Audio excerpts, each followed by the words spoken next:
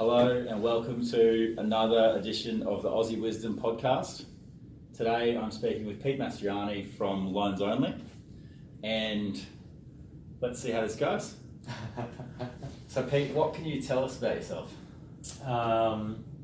What can I say? I run a business by the name of Loans Only. So we are a brokerage where we specialise in investment finance solutions.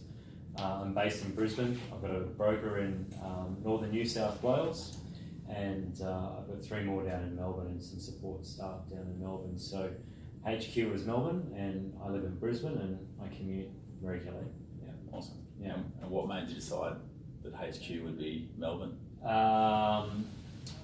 It came about just through the business partnership that I have. So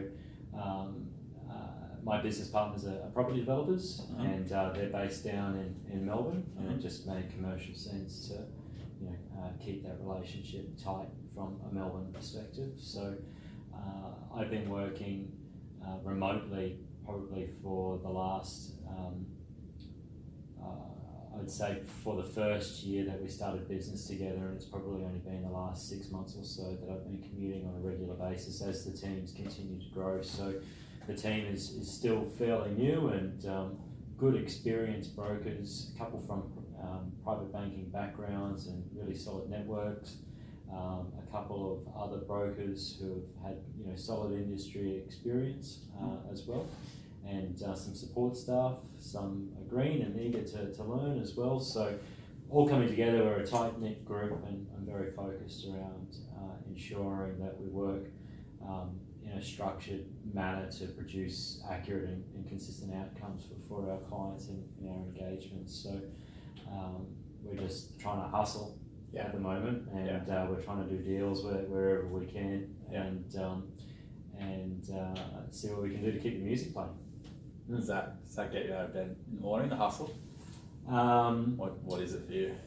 Yeah, sometimes I just don't want to get out of bed, if I'm being honest with you. So just because just tired, or I've got a 2-year-old kid who still sleeps in our bedroom. So and she's a milk monster. So no doubt most nights she's up at some point in time saying bod. So we're up, and the dog's also in the room, and he needs to get up and do a leak or go out and have a sniff around or something. So between my wife and I, we're up and down throughout the night. So sometimes I don't genuinely want to get out of bed because I'm just bloody exhausted from a broken night's sleep. Yeah. But what gets me out of bed is just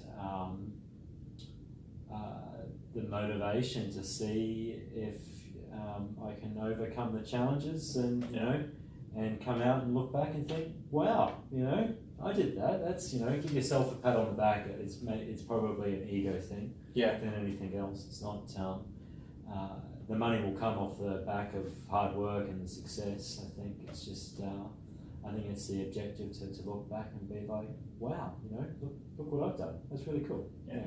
Tell a good story. Maybe, yeah, I think so. A legacy or whatever. Still trying to work it out. Yeah. Oh well, sounds good. And just on how'd you go about building that team so that you had these property developers, and how'd you even meet people in Melbourne and that kind of thing? Do you want a short answer, or do you want the Whatever full version of it? So previous to doing mortgage broking, I'd originally studied banking and finance and had aspirations of being a financial planner. And the first job that I had was more of a boiler room, just getting people into the office and flogging them insurance. Because that was what happened, 15 years ago, or I don't know, 13 years ago, however long. And I didn't last very long. And it kind of skewed my opinion of what I thought it was going to be like. And from there I went to the UK, as you do, and I wanted to get a job in banking, thinking that I had this piece of paper, so I should be good to go. But I had no experience, so I didn't get any wins there, and I actually went to a recruiter and the recruiter suggested that I should try recruiting because I had had this cold calling experience Yeah. from trying to flog insurance. Yeah. So I started in recruitment in the UK, and I continued a career in recruitment when I got back from the UK, and I did quite well out of that, and I invested in some property, and that was probably more where my passion was at the time. And through the course of my career there, towards the end, I worked for a crowd that did outplacement services. So we would bid to win work in order to make workforces redundant. So at the time, it was off the back of the coal mining boom, and the coal majors were retrenching large workforces, and there was a number of other corporate restructure programs or change plans or change management plans, whatever you want to call it, that were underway. So it was beneficial because that business was counter-cyclical. So when people were getting laid off, we were doing really well. The downside of it is that your job is to go out on a daily basis and make people redundant. So I would be travelling a lot to remote mining camps, sitting in a donga, speaking to people that have been driving a truck for most of their life, or doing menial tasks or whatever, telling them that here's a pack and here's your payout, and don't worry, we're going to get you a good CV, and we're going to give you some training, and you're going to be all right. And they're like, Yeah, go for it. I can't fucking read or write, mate. Like, what job am I going to get around here? This is like the only job available. So doing that and doing that for a while, it kind of changed my opinions of what it's like to work for the man. So, sorry for swearing, but anyway, that was so that was kind of what it was. It was a really interesting job because some people, there was three kind of reactions. The one being like, well, I was going to leave anyway, so stuff then. The others was just either stunned mullets, like just couldn't believe that this was happening, completely blindsided. Yeah. Or it'd be pistols, like, do you know, I'm going to, and it was always the same thing. Okay, that's fine, here's your cab voucher, Bob's at the door, he's going to walk you to the desk, get your belongings, and you can go. Yeah. So that was an interesting job. It paid really well, and I enjoyed it for the period of time and learned a huge amount out of it, of just actually dealing with people on a one-to-one basis. But it definitely changed my opinion of what it was like to actually work for the man, and conglomerates just moving towards a more flexible workforce solution and switching on labour on and off as their demand requires, which I think is just a justification of the casualisation of workforces within this country at the moment. So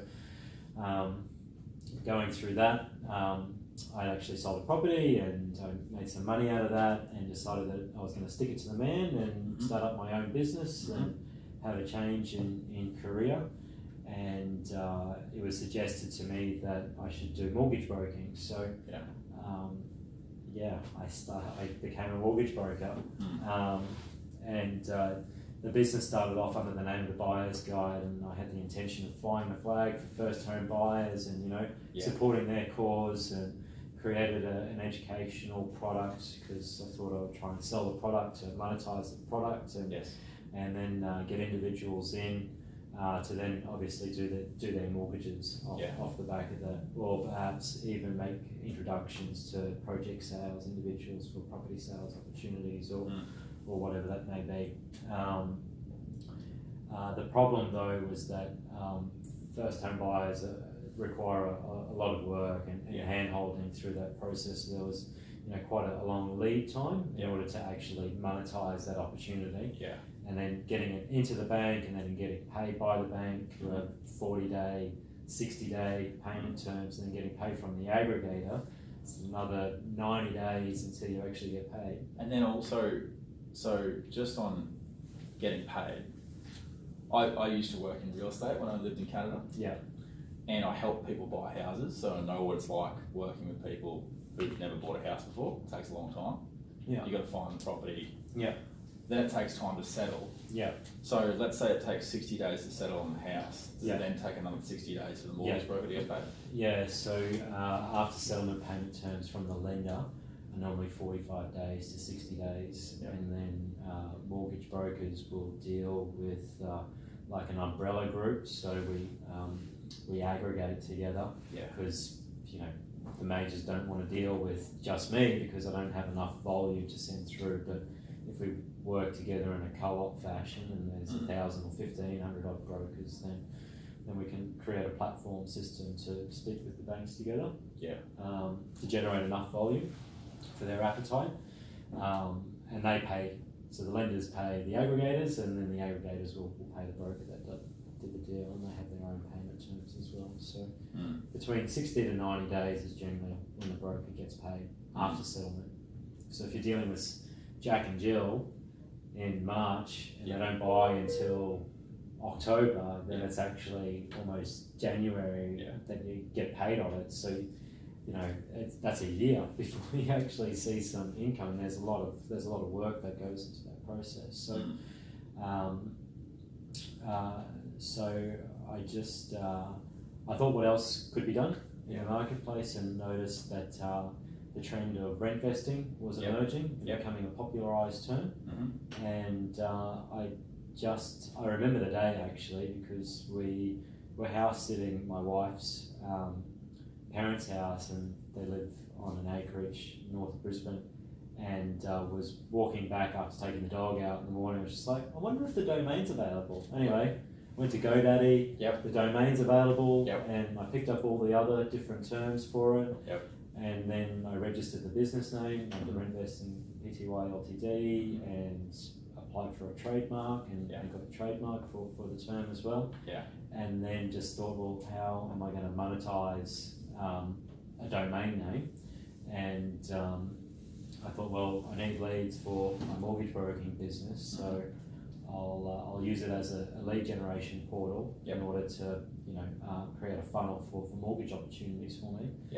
So that worked well, and I was out there hustling, just trying to form partnerships, because one side of the monetization was the lead to do the finance, and then there would be another opportunity to do a property transaction in that as well. So I actively sought partnership opportunities, and that's what led to going into business with the guys down in Melbourne.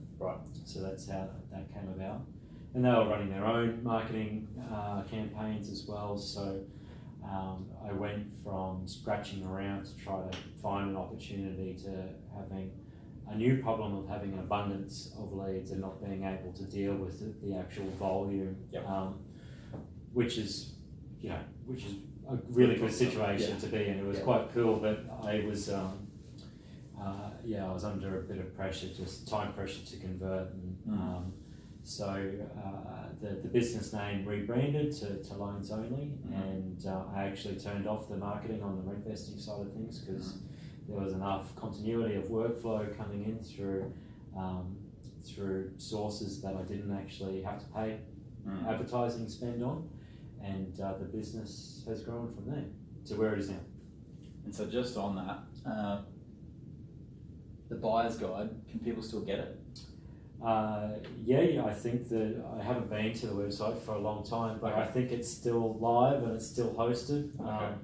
So during that period of time, I also published 2 books, one being the First Home Buyer's Guide, and the second being the Property Investor's Buyer's Guide. So the Property Investor's Guide did quite well, had a national launch, and you could actually buy it in the bookstore, so it was a legitimate book, not just some shitty ebook that you can pick up. It was in Money Magazine as the book of the month, and so that was really good. But if you have ambitions of writing a book, don't expect to make any money out of the book. It's use it as a business card and give it away for free as a lead gen opportunity, which is what I've done, and that's created good opportunities for me as a high value lead magnet.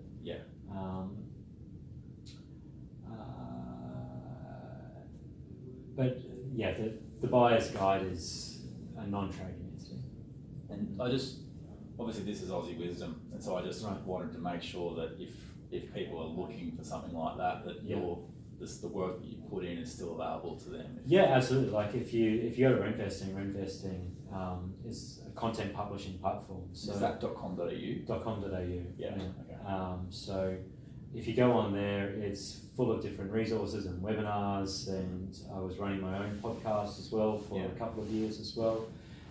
So there's, I don't know, maybe 100 or something odd episodes of just different property experts and professionals that came on and shared their own story and part of their own wisdom with a property flavour mainly to it.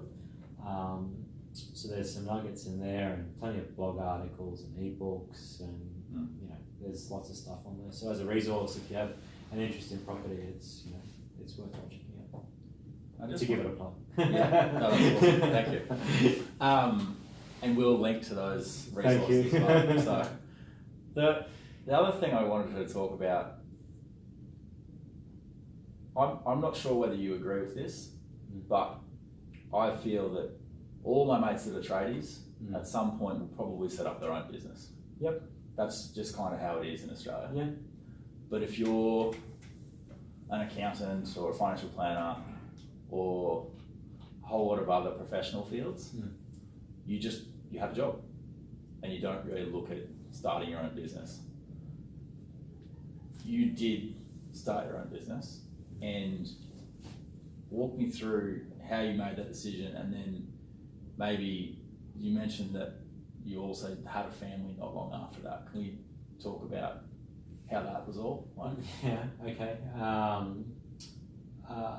So starting the business was just probably off the back of that experience of working with the outplacement services organisation and doing that for a little while, and just this I don't know, this desire that I always wanted to do something for myself. Yeah. I think I've always probably had a problem with authority. Yes. And having to take direction from the man. Yeah. Not that I genuinely know that I don't know better. I want to do things myself, Yeah. And if it's right or wrong, well, whatever, you learn through mistakes. And that's how it all kind of comes together.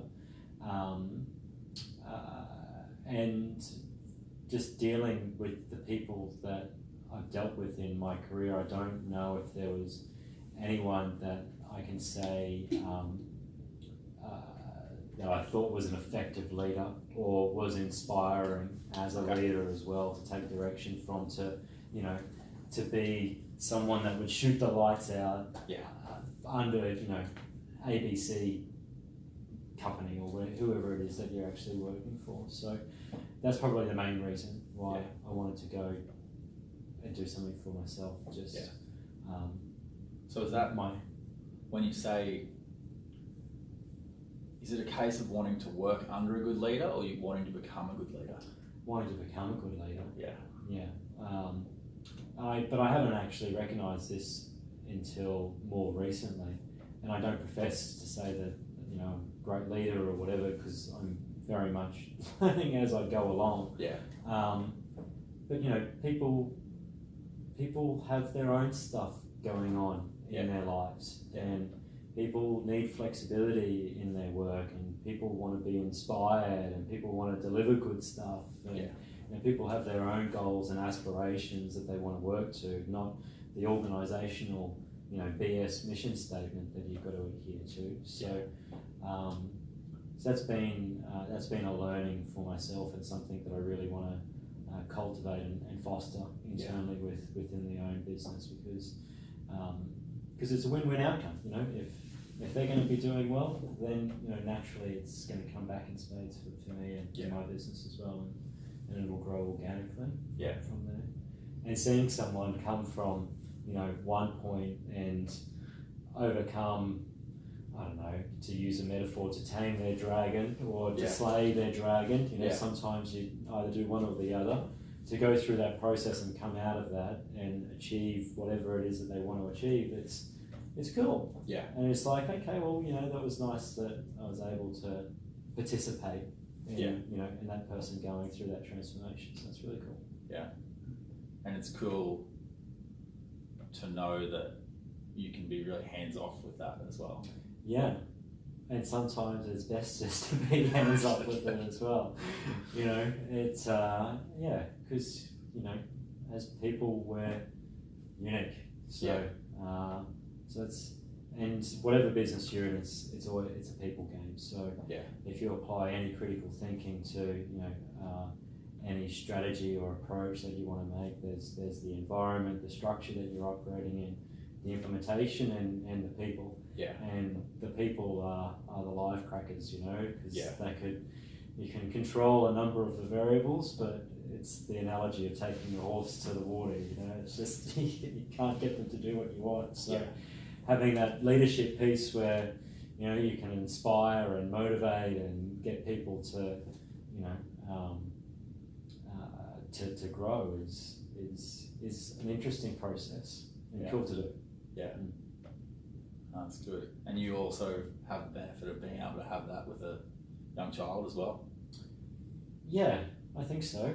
Yeah, well, she's only 2 at the moment, so she's got a long way to come. But being a biased dad, she'll shoot the lights out and be a superstar within her regard. I have no doubts about it. Yeah. She's a really cool kid. But that's me being her dad. And saying that. But it's been a bloody tough 3 or more years, So it hasn't been particularly easy at all. So my partner always wanted to be a mum. That was kind of her raison d'etre in life and what she wanted to achieve. So that was really cool, and that's fine. But with fertility issues and the process of having to go through that, and then to actually having Vivian, and the stress of me trying to go out and do this, and my boots were jingling and jangling because I just had this cowboy approach. We'll do this, try that, and where for her she was just probably craving some security and consistency. And, I'm trying to change the world, change the world, and succeeding in nothing. So she's just kind of like, "What are you doing?" Sort it out, because we've got a kid now, and you need to start providing. Were there times there where she was almost pushing you to go get a job? We've talked about it on a number of occasions, just for the fact that cash flow in business is tight, and whilst there was money there to support us, when you're not earning an income for a period of time, that cash does deplete, and if you're putting that money also to invest into the business also becomes this little baby, and you've put so much time and energy and effort into just creating this little thing that you don't want to let go of it. So I think that's probably been the biggest thing that I've learned over the last period of time, is the importance of letting go. It's a good one. So the one thing I want to dive into, when you have these ideas of rent investing or the buyer's guide, how do these ideas come up to you? Like, do they just pop up, or is there a thinking process involved, or how does it sort of feel? I think at the beginning it was just kicking an idea around. And then it was how do I maybe make this work? And I think that those first couple of businesses not succeeding or actually admittedly failing was because I hadn't applied a structured process to implementing it. I just kind of like shoot from the hips, and we'll do a little bit of this and do a little bit of that, and I didn't. I got caught up with the purple squirrel. So whatever was new and sexy and caught my attention, that was the direction that I was going, and that was to the detriment of actually just focusing on sales and revenue. And that customer engagement piece to convert. So that was probably the failings of those first couple of goes. What were you going to say? I also have shiny Red Bull syndrome. Yeah, everyone does. Yeah, it's hard. Yeah. Because it looks really cool. Yeah. And it's like, yeah, I want to do that. That's. But the focus really needs to be on converting opportunities and monetization, or else you legitimately can't keep the doors open. Yeah. So it's probably something that isn't focused on enough, just in terms of the actual sales piece. Yeah. Or the monetization strategy. Now, in terms of looking at new opportunities, or to pivot and change direction and grow, which is the process that I'm currently going through at the moment, off the back of what's happened off the Royal Commission. It's now applying some structure and some critical thinking to create, or if you've got a concept, to apply some deep thinking to get an appropriate plan of attack for it. Yeah. Which was those elements that I just mentioned before, in terms of looking at the environment and the structure and how it's implemented and the people. So you can take it at a high level and then go, really micro with it. Yeah. And are there any people that you look up to, any books that you've read that's helped with that? Books, not so much. Yeah. I haven't been a particularly big reader unless I've gotten obsessive about a particular topic. Yes. Then I'm on my phone and doing that. But I've been fortunate to meet a couple of mentors who I consider to be Jedis in the world, and both of those individuals have probably shaped my thinking in the direction that I've ultimately chosen as well. So a good mentor is invaluable. Yeah. In my opinion, I believe in it because I've been fortunate and very grateful to have met these people, and they've really shaped the direction of my thinking of where to go. And how did you meet them? So the first one I met through work about, I don't know, 6, 7, 8 years ago now, a good while.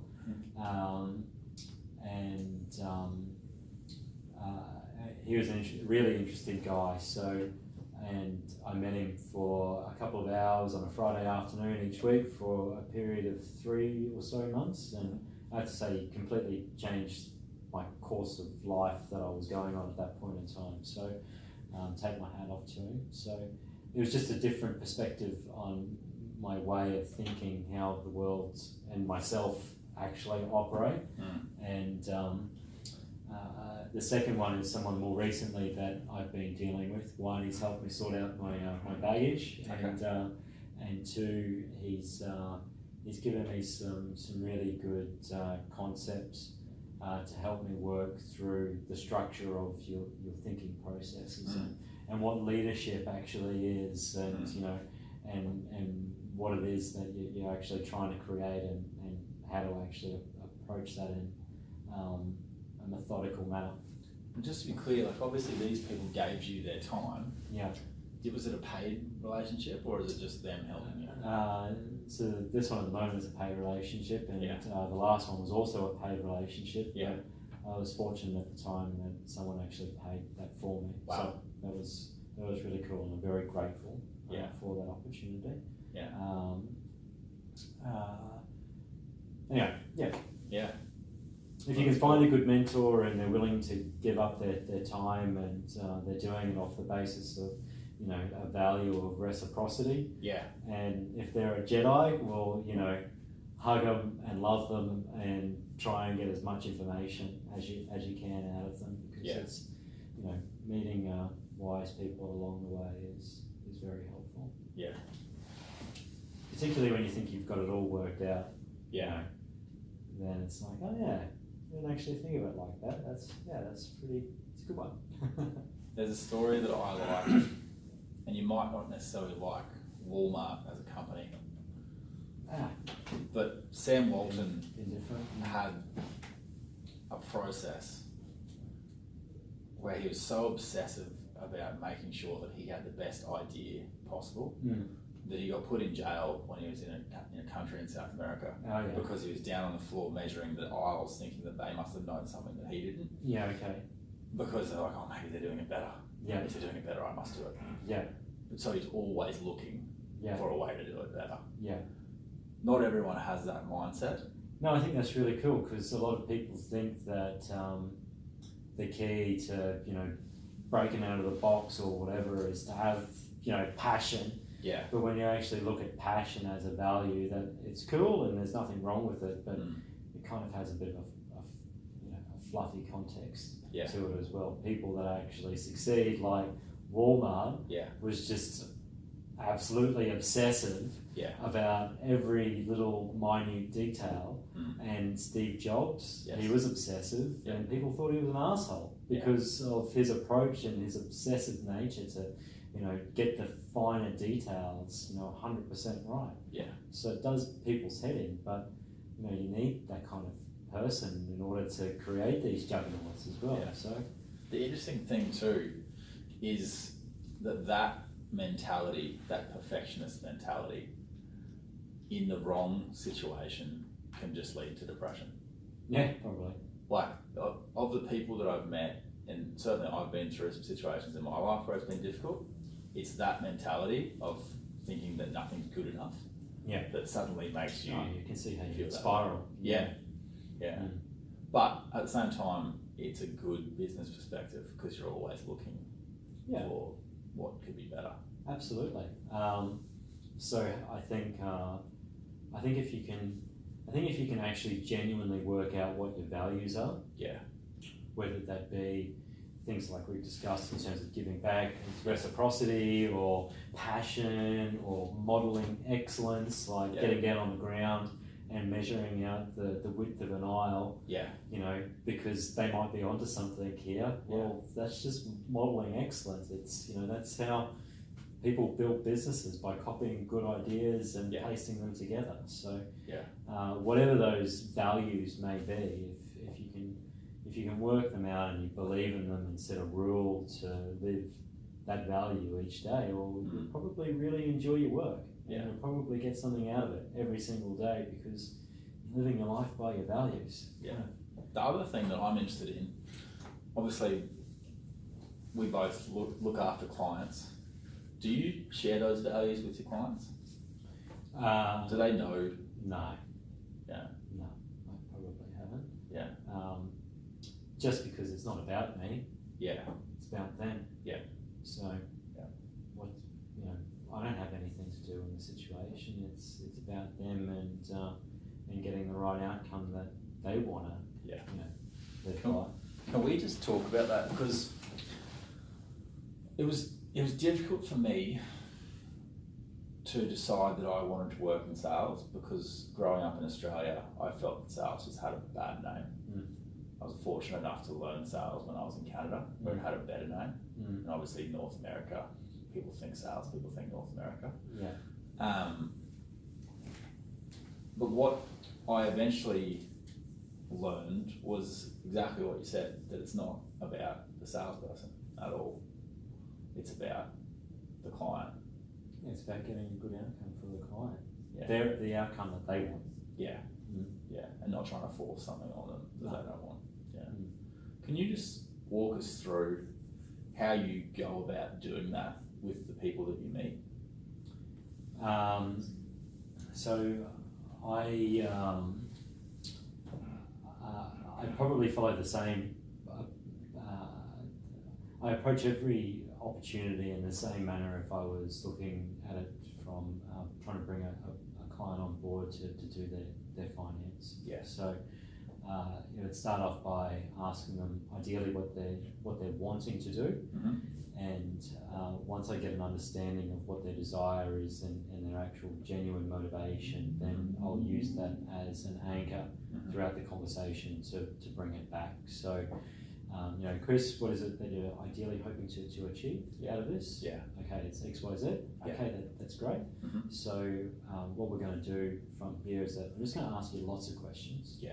And after we go through all those questions, I'll give you the opportunity to ask me anything that you want. Yeah. And then after we finish that, I'm going to give you my suggestions. Right. And outline how we can move forward from here. Does that sound fair? Yeah. Yes or no? So the idea of lots of questions is that for a loan, whatever kind of loan, you actually genuinely need to ask a lot of questions throughout that process. Yeah. And that'll kind of then dictate the direction that you actually have to take the facility. And through the course of that conversation, it'll probably answer a lot of their questions that they were going to bring up anyway. Yeah. So you've told me what you want. Now I've got an understanding of what's actually happening in the current situation. Now now you've got the microphone, and ask me anything else that is a concern or that you would like to know of. Yeah. And here's my suggestion on how to make that original idea or that original plan that you wanted to achieve as a possibility. Yeah. So it means that you've listened Yeah. to what they actually want. Yeah. I've got an opinion, Yeah. and I might believe that it's not the right thing for them, Yeah. but who am I to say? Of course I can say, I'm an expert and I'm an advisor and blah blah blah, and you shouldn't pull the money out to do a bathroom renovation, you should pull the money out to buy another investment property. Yeah. So they don't want to do that, they just want a new bathroom. Yeah, exactly. So give them what they want. Yeah. Make it happen. Yeah. In a seamless and effective manner. And do you find that when you deal with salespeople that they do that? Or do you meet salespeople that do it well? Or do you find it's sort of few and far between? There's some salespeople that I've met that are definitely rock stars. Yep. The problem then becomes probably the actual execution of the deal. Yes. Good salespeople tend to be pretty crappy at administrative tasks Yeah. and keeping notes and whatever. They just want to be out there, doing deals. Yeah. Shooting from the hip and being a silver tongue and bringing the opportunities in. So that's fine. They just need some coaching in that regard to get the second part of it right. It's all well and fine to promise the world and get the opportunity in, but you've actually got to get an outcome. You've got to deliver on what you've actually stated as well, which can be challenging for some of those people. And do you find that those skills of listening are helpful outside of your work? Yeah, absolutely. It's still every interaction is a people interaction, really. So I probably need to get better at listening at home. Okay. But anyway, personal relationships are a different thing. Yeah. But yeah, listening's a valuable skill. Probably something that I should continue to work on. Yeah. And you mentioned that books are not really your thing.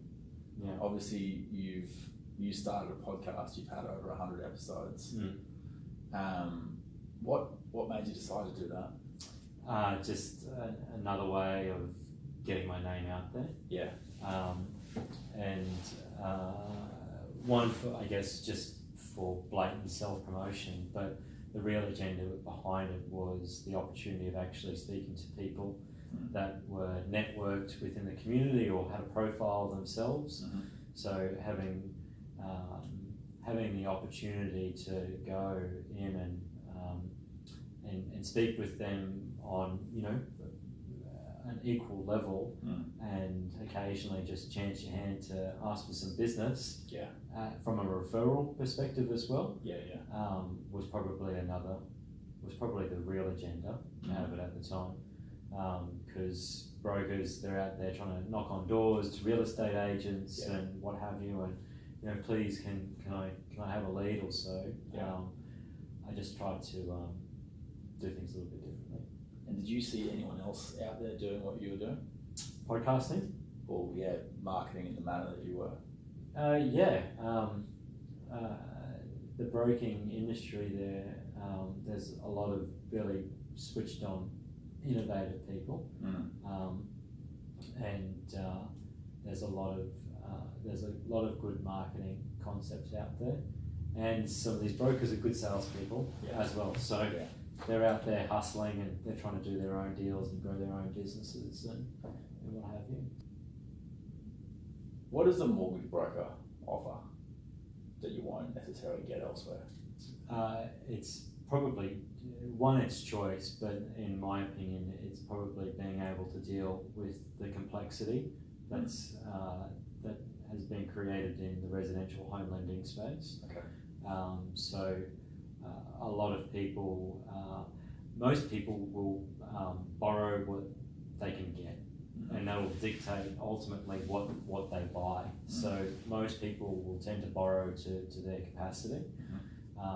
Thereafter, if they're wanting to do anything else, then it's like, okay, where am I going to get the next facility from? One, obviously, you can go to your existing lender, but then you may find they just don't want to do the deal because they don't have the appetite for your kind of flavour at that specific time. Right. So lenders change what they're into or the deals that they would want to be doing very regularly, just on how they're looking at their book and rating the risk profile of their book. So they chop and change their lending policy a lot. If you're just straight mum and dad, both got good jobs and you've got a great deposit and you don't blow your wage every week, then that's a prime customer. Like banks will fight to have that opportunity to get you on the books, but that's becoming more of a rarity. More people are working in casual style engagements or working in the gig economy or out there hustling, trying to pursue their own opportunities, their startups or they're self-employed, or banks typically want to see 2 years of self-employment, 2 years of financials. Yeah. So and there's lots of people that want to borrow money within 2 years. So where do you go to find that finance? So I think that's probably where the real meat and veg is, I guess, in terms of what a mortgage broker can offer in terms of just navigating where to do the deal that's going to be suitable for your own specific scenario. Well, let's just say that I'm looking for a mortgage and you're the ideal person to get it for me. Right. And mortgage broking is not a thing anymore. Yeah. Because the numbers just don't work. Yeah. Would you likely do this job in a bank? No. Because I don't want to work for them. So no, I don't want to work in a bank and have to meet my own KPI targets and also be told that I've got to sell them a credit card and get a referral to the financial planning team and try and flog them insurance and all the rest of it. It's just that's not my style. So off the back of what's happened off the Royal Commission, I've been applying a lot of critical thinking as to what the business could look like and try to rethink the business model from there. Because whilst the broking industry is putting up a really good fight, I believe the cat is amongst the pigeons and change is inevitable of happening at this point in time. And it's pretty hard for the majority of brokers out there at the moment. So most brokers are just one or two people style operations, or husband and wife based teams, so to say. And if they have to charge an upfront fee to the client to do that business, they won't be able to sustain a living out of that kind of operation, particularly at the moment when they may struggle to get opportunities and the lender is actually paying them for that work. So with any change, there's always opportunities. So, and I think that the real opportunity is coming up with an innovative origination solution to lenders. Okay. Primarily because outside of the Big Four and even some of the Big Four, they're completely reliant on broker origination. So they need the broker channel to sustain their own business. So if brokers contract or cease to exist, you'll probably see a lot of smaller lenders in the marketplace also follow suit because they just can't compete with the big boys of town as well, and that will just restrict competition in the marketplace.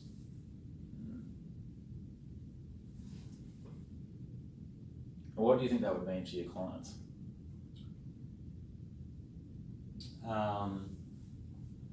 If that's to eventuate, yeah,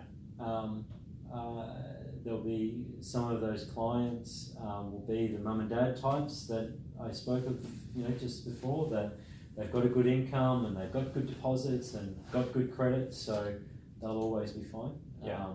They'll be able to walk into the CBA branch and do business any day of the week. And for the rest, or for people that value the advice, they'll pay for it. And then there'll be a small portion whose situation is non-vanilla or perhaps even rocky road, and their hand may be forced to pay for the advice in order to get direction on where they need to go. Right. That would be ideal. It wouldn't be ideal. But we'll see. Yeah. We don't know. And so at the moment, the music's still playing. Yeah. So the tune has changed slightly, and I'm just I'm very eager to keep a seat in the game. Yeah, that's cool. Just on music. Yeah. What's your go-to? Go-to. Yeah. Oh God. It's probably embarrassing having to talk about my music, but I love The Boss. I'll put on a bit of Bruce Springsteen. Yep. And outside of that, it's probably Elvis. Yeah. So yeah, this is why it's embarrassing, because my taste in music is shocking. That's not shocking. Or whatever. It's just older. Or whatever Viv wants to dance to. So she Yeah. likes a good bass beat. So Yeah, okay. if we can pull out some techno and Yeah. have a bit of a boogie together in the kitchen. Okay. We got Google Home, so it's like Google play some of this, play some of that. Yeah. Have a dance with your little kid. It's fun. Yeah. But yeah, music's like reading books. It's not something that. Not a big thing. That's not a big thing. Yeah. Yeah. Well, and so, it's a big thing for me, and so Music? it helps me get out of bed in the morning. Yeah. What if you wake up in the morning and you've had a crappy sleep because everything's happened? Yeah. How do you make sure you get through the day? I meditate. Okay. So I try to do it. I've been doing I try to maintain a daily practice of meditation. Yep. For a good period of time. Mm-hmm. So I meditate and I go for a walk. Right. And do some breathing. Yep. Have about half a dozen coffees and ready to go. Yeah. One thing that I should do is exercise. Okay. I haven't been doing enough of that. Yeah. But you feel better when you can blast the cobwebs and sweat and feel good about things. Yeah. But at the moment it's just try to be a yogi and have 10 minutes or 20 minutes or however long I've got just to try and not think. And I can appreciate that because I find I think too much, and I have meditated in the past. I don't have a current routine for meditation. What made you interested in and then okay with talking about meditation? Okay with talking about it? Yeah, do you find it's an awkward thing, or you're just like, I meditate? No. Why? Do you think others do, or? I think maybe they do. Yeah. Okay. Like it's I'm not like sure. a secret thing. I'm not sure that you because go to the pub and have a beer with your mates. Like, how's your meditation practice this week? I don't know. It depends on your circle. That Yeah. you're hanging out with. I don't think a lot of people that I know, maybe they do, maybe they don't. But yeah, you're probably right. It's not something that's openly spoken of. Yeah. I don't know. Yeah. Maybe it's just a personal thing that people keep to themselves. Yeah. Yeah, but I'm a sharer, so and I think meditation is cool. What was your question? Sorry though. What was how did you get into it? And then how did I get into it? You obviously really open about sharing it. That was not even a question that I needed to ask. Just probably how to deal with my own stress and anxiety at different stages with what I felt was just this tsunami of situations. It's just like, okay, what do I need to do just to cool my mind and relax, quieten the jets, or turn the jets off just to slow down for a little bit. Which came out of looking towards meditation and just making a commitment to try to do it on a daily basis.